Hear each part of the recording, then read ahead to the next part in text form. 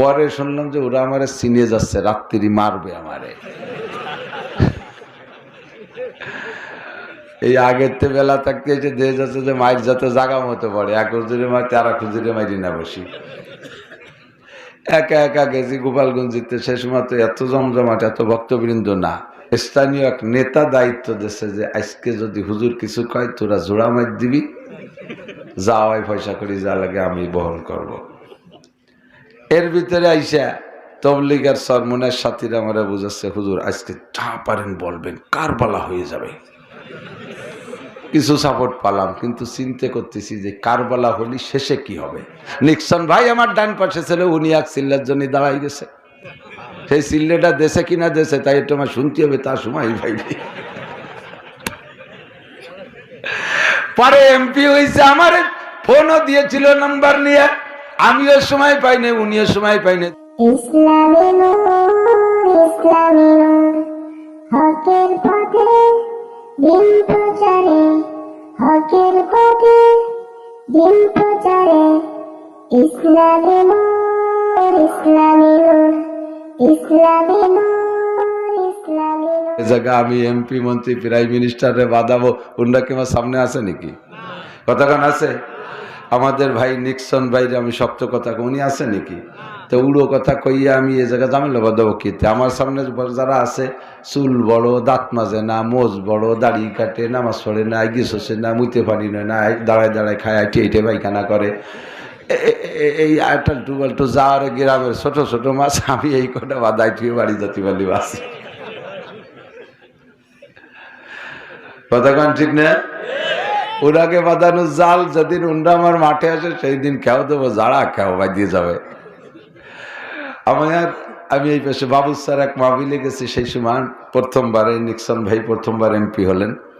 ওই নির্বাচনের কয়দিন আগে উনি ছিলেন মাহফিলে স্টেজে। তো ওই জায়গায় একটা আজীব খেলা হয়ে গেল।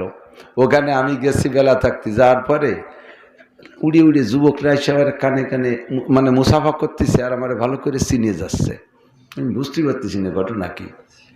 আমি তো খুশিতে বাঘ বেলা থাকতে গেছি দুপুরে, ওই ব্যস্ত কোন যাত্রার জন্য আইসি, তা খাইয়ে দিয়ে শুয়ে রয়েছি। এরপরে ওরা টাইনি উঠে মুসাফা টুসাফা করতেছে, খুব দেখতেছে, আমি একটু খুশি হচ্ছি।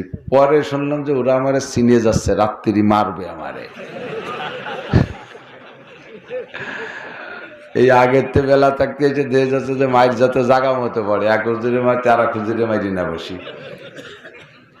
একা একা গেছি গোপালগঞ্জিতে, সে সময় তো এত জমজমাট, এত ভক্তবৃন্দ না। আল্লাহ, শেষে চিন্তায় পড়ে গেলাম যে কি করবো, মারবে কি কারণে? আমি নাকি পীর সাহেবরে খুব শক্ত কই। আমার আবার আজীবনের স্বভাব, আমি টার্গেট করে ব্যক্তি নাম ধরে মেনশন করে আমি কোনোদিনও বলি না।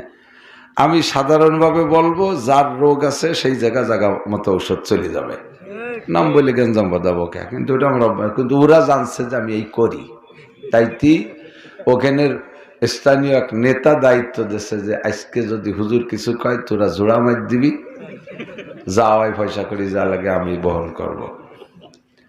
এর ভিতরে আইসা তবলিগের সরমনের সাথীরা আমরা বুঝাচ্ছে হুজুর আজকে যা পারেন বলবেন, কারবালা হয়ে যাবে।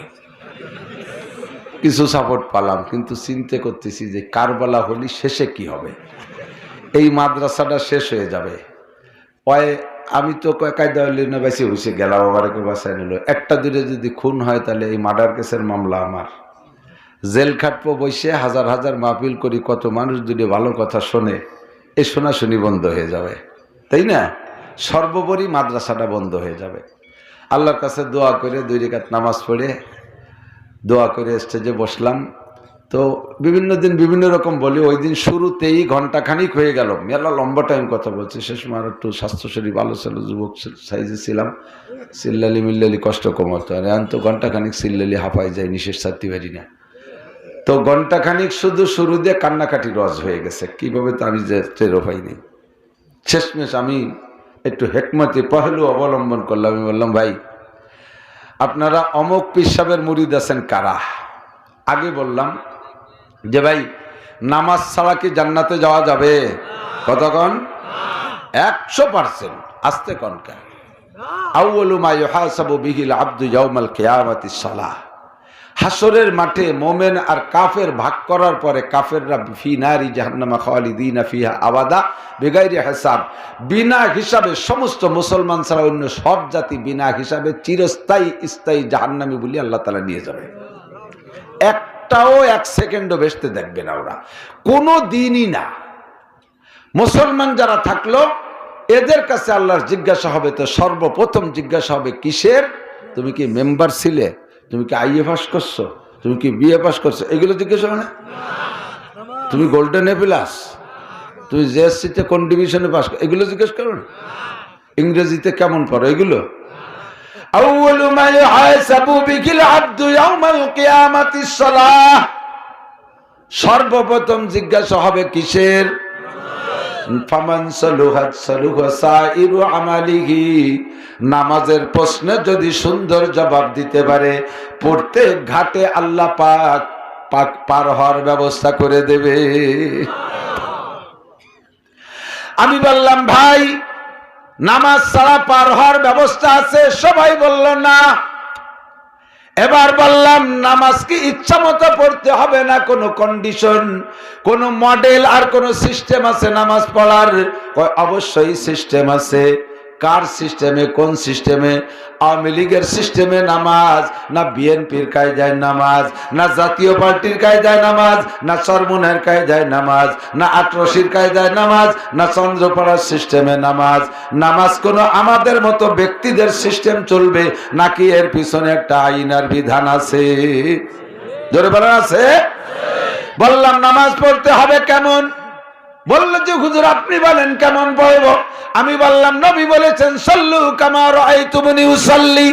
আমাকে যেমন নামাজ পড়তে দেখো সেই রকম নামাজ পড়ো। তোমার বাপ দাদা 14 গোষ্ঠীর নামাজ দেখে নামাজ পড়লি নামাজ হবে না, আমি রসুলের নামাজের মতো নামাজ পড়া লাগবে। কথা কান ঠিক কি ঠিক না? তাদের কাছেও জানতে চাইলাম, সবাই বলল ঠিক। এবার আমি বললাম ভাই জীবন ভরে আমলিগ করি মুসলমান হইয়া, সারা জীবন আমলিগ করি, আমলিগের কোন নেতা আমারে নামাজ শিখাইলো না। সারা জীবন বিএনপি করি, বিএনপির কোন নেতা আমারে নামাজ শিখাইলো না। সারা জীবন ভরে চরমুনাই করি, চরমুনার পিসাব আমারে নামাজ শিখাইলো না। সারা জীবন আটরশি চন্দ্রপাড়া যাই, কোন পীর আমারে নামাজ শিখাইলো না। অথচ সবাই বলে নামাজ ছাড়া পার পাওয়া যাবে না, আর নামাজ হবে মোহাম্মদী মডেলে। ওই মোহাম্মদী মডেলের নামাজ ছাড়া জান্নাতে যাওয়া যাবে না।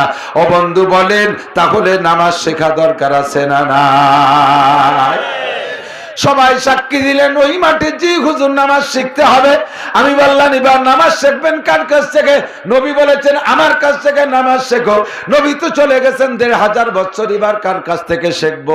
নবী এবার অ্যাসিস্ট্যান্ট বানাই দিয়ে গেছেন। ও দোস্ত, কোন এমপি মন্ত্রী রে নয়, কোন ওসিডিসি রে নয়, কোন সচিব আর আমলা কামলা রে নয়, আল্লাহ নবী অ্যাসিস্ট্যান্ট বানাই দিয়েছে, নায়েবে নবী বানাই দিয়েছে উলামায়ে কেরাম। ঠিক না? ইন্নাল উলামা ওয়ারাসাতুল আম্বিয়া। আমার নবী বলেন উলামায়ে কেরাম নায়েবে নবী। আমার নামাজ যদি দেখতে চাও উলামায়ে কেরামের নামাজ দেখো। কাজেই আমাকে এই জায়গায় দাঁড়াইয়া আপনাদের সবাইকে নামাজের প্রশিক্ষণ দিতে হবে। আমরা বক্তারা বর্তমানে ওয়াজ করি, যার যার মার্কেট দখল করার চেষ্টা করি। উম্মতের জরুরত বুঝা কথা বলা লোকের অভাব আছে। আমি ধরে নিলাম বুঝলাম, আমি বুঝি যে কিভাবে উম্মতের প্রয়োজন মিটাবো, কিন্তু আমাকে এই জায়গা রাইখে যদি এই 5000 মানুষ নামাজ পড়ানো শিখাইতে হয়, আমার একটা বেতন দেওয়া লাগবে। যে হারে বেতন পাই আমি স্বাভাবিকভাবে দৈনন্দিন ইনকাম করি মাহফিলের মাধ্যমে, তাতে আমারে 10-15 লাখ টাকা বেতন দেওয়া লাগে। এত টাকা বেতন দিয়ে আমার কাছে নামাজ শিখতে পারবেন না, আর আমি ওইভাবে নরমাল এখানে থাকতে পারবো না। আমি সহজে বলি বিনা পারিশ্রমিক, পয়সা লাগবে না, টাকা লাগবে না, অতি সহজে এমন একটা দল আছে যেই দল বিনা পয়সায় আপনাদেরকে হাতে ধরে নামাজ শিখাইয়া দেয়। আছে না নাই? আমি ওই মাঠে বললাম ভাই এই পীরের কাছে কারা জান, একটু হাত দেখান। কি মনে করছে উঠছে না হাত? আমি বললাম কোন আপনাদের বলছি না, আপনি তাদের বললাম কোনো ভয় নাই, কোনো অন্য কোনো মাইন্ডে নেবেন না। একটু বলেন এই পীর সাহেবের কাছে যান আপনারা যারা, একটু হাত দেখান। এবার হাত দেখাইলো প্রায় অর্ধেক মানুষ সেই পীর সাহেবের কাছে। আবার বললাম ওই পীর সাহেবের কাছে যারা যান তারা উঠান। 8 আনা একদিকে আর 6 আনা আর একদিকে, 14 আনা চলে গেল ওই দিকে। এবার মাত্র কারবালার দলে থাকলো মাত্র 2 আনা। ওই যে কারবালা ফল ঠিক হয়ে, আমি এভাবে ভয়ে বাছাই করি না, আমার হেকমতকে ব্যবহার করার জন্য বাছাই করছি। আমি বললাম যেই পীরের কাছে যান 8 আনা লোক, পীর সাহেব নামাজের কথা বলে কয় জি বলে, হজের কথা বলে বলে, জাকাতের কথা বলে জি বলে, পর্দার কথা বলে বলে, নামাজের কথা বলে বলে, রোজার কথা বলে জি হুজুর বলে, সবই পীর সাহেব বলে। আমি বললাম থ্যাংক ইউ পীর সাহেব রে, ধন্যবাদ, অবশ্যই ভালো পীর, যেহেতু ভালো ভালো কথা বলে। ওই পীর সাহেব কি এগুলো বলে? হ্যাঁ তাও বলে। আমি বললাম 2 পীরে আমি ধন্যবাদ জানাই, 2 পীরই মুসলমান। এই পীর সাহেবের কাছে যাতায়াত ঠিক রাখবেন, যে যা বলুক পীর সাহেবের কাছে যা বন্ধ করবেন না। 100% ভালো পীর। তবে ওই পীর সাহেবের দরবারে যে এতদিন যান, আপনাদের কি হাতে ধরে নামাজ শিখায়? কয় না হুজুর, এত মানুষের শিখাবে কেমবাই? আমি বললাম এইটা পীর সাহেবের দোষ না। চরমুনের ময়দানে লক্ষ লক্ষ মানুষ হয়, ওই জায়গায় নামাজ শিখানোর পরিবেশ না। ইজতেমার ময়দানে কোটিখানিক মানুষ হয়, ওই জায়গায় নামাজ শিখানোর পরিবেশ না। কাজেই 2 পীরেরও দোষ না, এ জায়গায় নামাজ শেখানোর কোনো ব্যবস্থা নাই। তবে নামাজ শেখা ছাড়া আমল করা যায় না। আমি কি একটা পরামর্শ দেবো যেই জায়গা গেলে নামাজ শেখা যায়? সবাই বললেন জি হুজুর দেন কোন জায়গা? আমি বললাম তাদেরকে 1 ফুট খাইতেও দিতে হয় না, একটা পয়সা তাদের বেতন দিতে হয় না। তাদের দাবি হলো লা নাসআলুকুম আলাইহি আজরা ইন আজরিয়া ইল্লা আলাল্লাহ। আমি তোমাদের কাছে প্রতিদান আর পারিশ্রমিক চাই না, আমি প্রতিদান পারিশ্রমিক চাই আল্লাহর কাছে। এই আশা নিয়ে দাঁড়ে দাঁড়ে বারে বারে বাড়ি বাড়ি ঘুরে, নিজের ব্যাটিং নিয়ে যায়, মশারিও নিয়ে যায়, যা কিছু দরকার হাড়ি বাতিল পর্যন্ত নিয়ে ঘোরে। সেই দলের কাছে গেলে হাতে ধরে নামাজ শিখাইয়া দেয়। কথা বলেন দেয় কি দেয় না? এবার কয় জি হুজুর দেয়। আমি বললাম যে বলবো, আপনারা বলেন ওই দলের নাম চেনেন? সবাই দেখলাম যে চেনে। বললাম বলেন তো কোন দল? কয় দাওয়াত ও তাবলীগের দল। আমি বললাম ওই দলের ভিতরে একটা প্রশস্ততা আছে। আমলীগের খাস মিটিং এর মধ্যে বিএনপির লোক যাইতে দেয় না, বিএনপির মিটিং এর মধ্যে জামাত ইসলামের লোক যাইতে দেয় না, জামাতের ঘরোয়া মিটিং এর ভিতরে বিএনপির লোক যাইতে দেয় না, আমলীগের ঘরোয়া মিটিং এর মধ্যে জাতীয় পার্টি যাইতে দেয় না। যার যার কায়দায় তার ঘরোয়া মিটিং হয়। কথা বলেন ঠিক কি ঠিক না? এই তাবলীগ জামাত এমনই একটা দল যার ভিতরে সর্বদল চলে। আমলীগ, বিএনপি, জামাত, জাতীয় পার্টি, আট্টসি, চন্দ্রপাড়া, মানিকগঞ্জ, সুরেশ্বর, বজেশ্বর, ইনায়তপুর, বাহাদুরপুর, ফরিদপুর, মাদারীপুর, শরীয়তপুর, যত পুর আছে, যত দল আছে, সব দলের ওর মধ্যে যাওয়ার সুযোগ আছে। ওই দলগুলোর সবাই ওই দল, সব দলের মানুষ হাতে ধরে প্রশিক্ষণ দেয়, নামাজ শিখায়, ওযু শিখায়, গোসল শিখায়, মেসক শিখায়, ঢিলা শিখায়, কুলুক শিখায়, টুপি শিখায়, পাগড়ি শিখায়, জামা শিখায়, পায়জামা শিখায়, শোয়া শিখায়, খাওয়া শিখায়, মেসক শিখায়, দাঁতে খিলেল করবেন কিভাবে তাও শিখায়। অল এভরিথিং শিক্ষা দেয় কি দেয় না? জানতে চাইলাম তারা আপনাদের এলাকায় আসে? কয় জি হুজুর আসে। আপনাদের কাছে ভাত চায়? কয় না চায় না। টাকা চায়? কয় না চায় না। হাড়ি বাতিল চায়? চায় না। বেড বিছানা চায়? চায় না। ওদেরকে কি দাওয়াত করে পোস্টারিং করে আনা লাগে? যাতায়াতের ভাড়া দেওয়া লাগে? মাইকিং, হ্যান্ডেলিং, হ্যান্ডবিলিং করা লাগে? কয় না কিচ্ছু লাগে না। আপনিও যদি সেই দলে যান হাতে ধরে প্রশিক্ষণ দিয়ে দেবে। রাজি আছেন কে কে? কইলেই পুরো মাঠ ধরে তশকিল হয়ে গেছে, পুরো মাঠের সবাই তশকিল হয়ে গেছে 1 চিল্লা 3 চিল্লা দেওয়ার জন্য। আমি কইলাম নাম লিখবো নাকি? কয় জি হুজুর নাম লেখেন।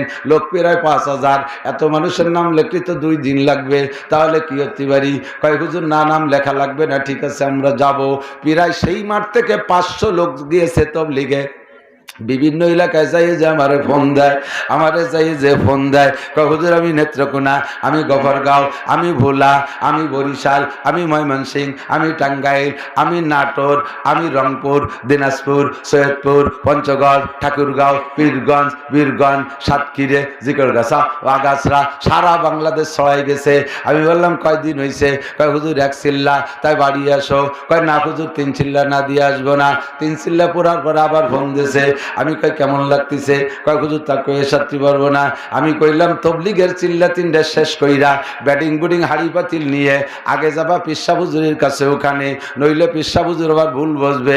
এই মৌলানা নাসির কায়দা কৌশল করে আমার মুরিদকে সরাই নিয়ে যাচ্ছে।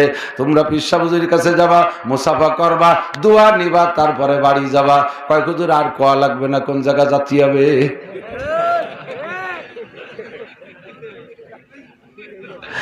আল্লাহু আকবার, এবার বলা লাগবে না কোন জায়গা যাওয়া লাগবে। যারা আমারে মারতে আইছে তারা এবার সাইজ হয়ে গেছে। কথা বলেন ঠিক কি না? হাকিমুল উম্মাত আশরাফ আলী থানভী রাহমাতুল্লাহ আলাইহির কাছে ওই থানা ভবন এলাকার ভারতের ভিতরে তাগলা তাগলা 5 জন যুবক আইছে, যেই যুবকরা আঞ্চলিক ইমামের সাথে গ্যাঞ্জাম বাঁধাইছে। এদিকে এদিকে ওই যে মাঠে তশকিল করলাম, ওই মাঠে যে কথা কতি যে এত লম্বা কিচ্ছা কইলাম, নিক্সন ভাই আমার ডান পাশে ছিল, উনি এক চিল্লার জন্য দাঁড়াই গেছে। সেই চিল্লেটা দেশে কিনা দেশে তাই একটু আমার শুনতে হবে, তার সময় ভাইনি। পরে এমপি হয়েছে, আমার ফোনও দিয়েছিল নাম্বার নিয়ে, আমিও সময় পাইনি, উনিও সময় পাইনি। ধীরে ধীরে তো বয়স বাড়তিছে, আর নেতৃত্ব বাড়তিছে, বড় নেতা হচ্ছে। আল্লাহ তারে অনেক বড় বানায় দিক। তবে উলামায়ে কেরামের সাথে মোহাব্বত আর ভালোবাসা ঠিক রাইকে বড় হইলে বড় হইতে সহজ, ঠিক না?